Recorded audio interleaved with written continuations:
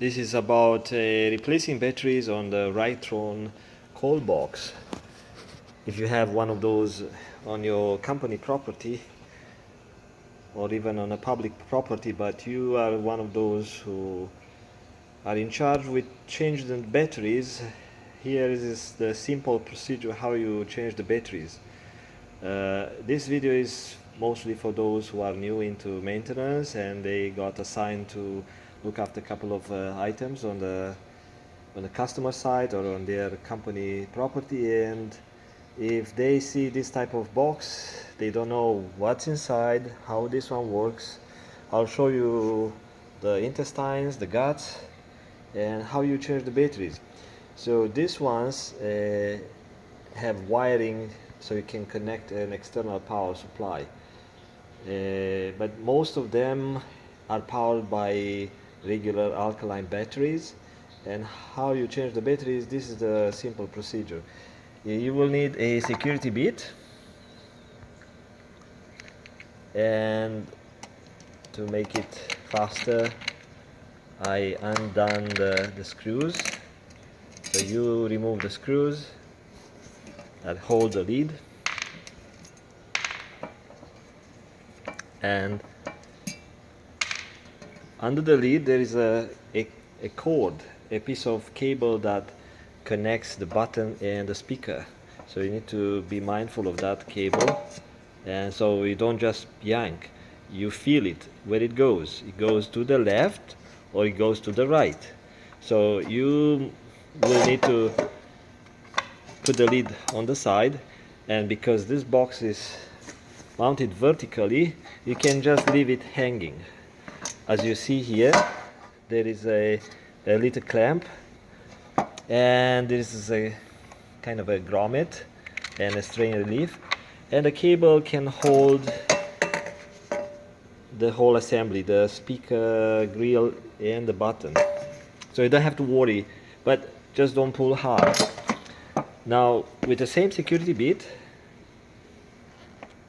you have to undo these 4 screws. I've done it already to make a shorter video. Now here also there is a harness. So which side you put the lid? So if you go left, you may say, they made kind of a too short of the harness, the wiring is too short, I don't like it. But if you move it on the right hand side, they don't tell you how to do it, but I'll show you here, then you can work around the batteries. Also this one will hold on the coaxial cable that goes to the antenna, so it's pretty lightweight. You don't have to worry about breaking wiring as long as you don't pull hard. So put it on the right hand side because the wires are longer that way. You see the extension that goes, some wires go to the power supply, and you see here you can connect a small adapter, so 12 volts, and there is a sensor, so you can connect certain things to this one. Let's say a water level sensor, right? Or maybe a gate sensor, or someone opens the gate, or some infrared a barrier or light sensor or something like that. So you can connect a couple of things to make this box send a radio alarm. And inside there is a little radio circuit.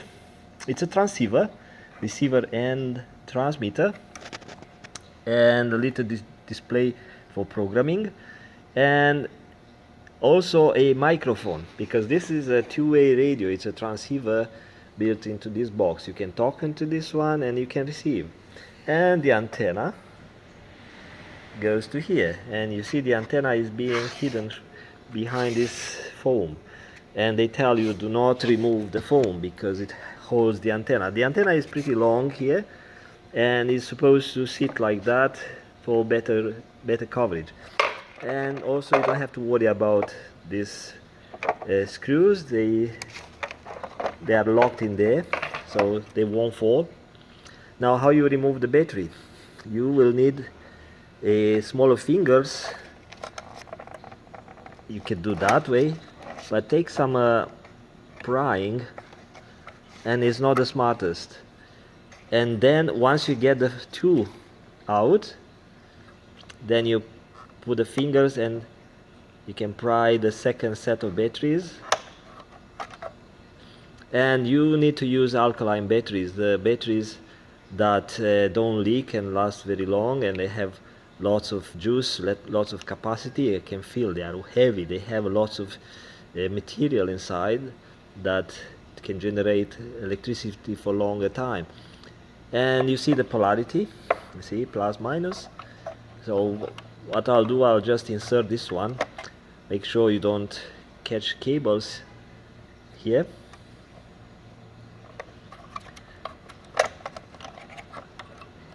It's not the easiest way to replace the batteries. I mean, it's easy, but depends what you do with your hands. In my case, I have to hold the camera, and better insert the positive first. So here, if you see this red tab, it's kind of a locking it's a contact, the positive contact, but it's locking the positive in place. So you should go that one first, the positive, then positive next, and push it a bit forward, and the battery will lock in. So it's not difficult, but you have to watch for this wiring, and then put that little insulator here. But I built a device that helps me to take the batteries out easier. So you can order this one. The part number is Tango, Echo, Alpha, Sierra, Papa. So you can remember this part number by thinking of a teaspoon, and actually it's a teaspoon. I'm just being sarcastic. So since they don't send a tool to remove the batteries, you can make one by yourself. So I'm inserting my tool, and the batteries are coming out much easier than trying to fit your fingers in there. If you have a big large hands, most likely you will need a tool, and with a screwdriver you won't be able to take the batteries. Even with a flat screwdriver, you will pry this one and it will push the batteries, moving the batteries, and it will bend this mounting devices or systems. So maybe you can take them out using a flathead screwdriver, but if you make a prying device, a device that you could use for many of these ones, like we have many of these call boxes to look after, then easiest is to use a tool, so you can make your own tool. So if I go here, it comes out very easy. If I go here, it's kind of difficult because I have this red tab or red disc or whatever it is, part of the positive contact, and kind of keeps the battery in place. So better try it at the negative side.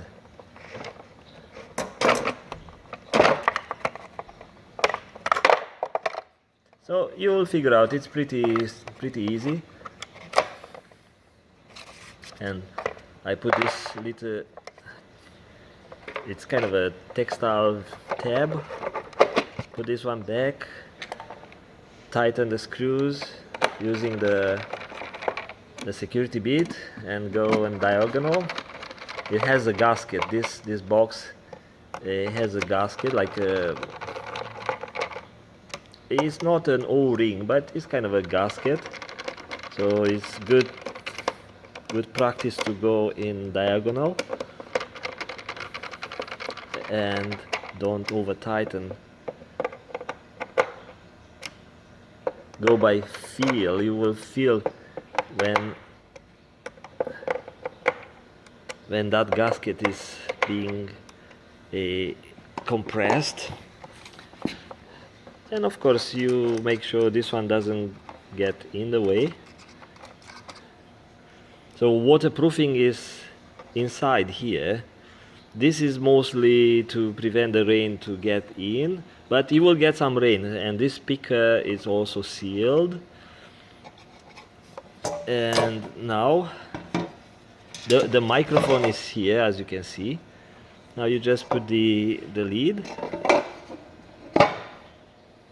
and the 4 screws. So it's really easy to replace the batteries, but inside is not the smartest design. They thought of this one to use with the batteries, but most people use the power supply, power adapters. They hardwire these ones into 110 volts, and because that's the common way to use, they didn't have many complaints to change the design on the battery side.